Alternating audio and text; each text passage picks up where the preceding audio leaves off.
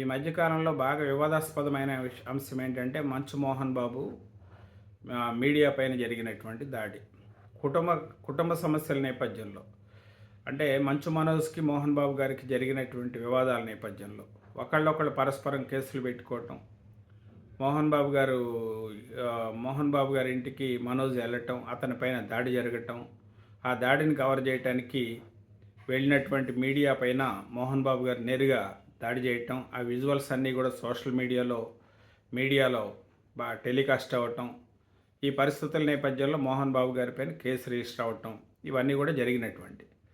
ఈ సందర్భంగా ఆయన వాదించింది ఏంటంటే, మీడియా వాళ్ళు మా అనుమతి లేకుండా మా ఇంట్లోకి ఎలా వస్తారు, మా ఇంట్లో ఏం జరిగినా కానీ మా కుటుంబ సంబంధమైన అంశాలని బహిరంగంగా ఎలా బయట పెడతారు, విజువల్స్ బహిరంగంగా మీడియాలో ఎలా చర్చలు పెడతారు, మాకంటూ ప్రైవసీ ఉంటుంది కదా, ఏ కుటుంబంలో సమస్యలు ఉండవు, ఆ కుటుంబంలో ఉండే సమస్యలను ఆ కుటుంబ సభ్యులు కూర్చొని పరిష్కరించుకుంటారు కదా.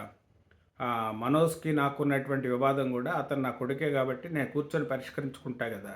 దీనిపైన మీడియాకి అంత అత్యుత్సాహం ఏమిటి, మీడియా అంతా మా ఇళ్లలోకి వచ్చేసి షూట్ చేయాల్సినటువంటి పరిస్థితి ఏంటి అని చెప్పి ఆయన జరిగినటువంటి దాడిని కొంత సమర్థించుకునేటువంటి ప్రయత్నం చేశారు. కాకపోతే ఏంటంటే వాళ్ళు కేసు పెట్టారు, మీడియా వాళ్ళు, టీవీ9 వాళ్ళు కేసు పెట్టడంతో కేసు రిజిస్టర్ అయింది. తర్వాత ఇప్పుడు ఆయన అరెస్ట్ చేస్తారని వార్తలు వస్తున్నటువంటి నేపథ్యంలో ఆయన వెళ్ళిపోయి జర్నలిస్ట్ రంజిత్ని యశోద హాస్పిటల్లో కలిసి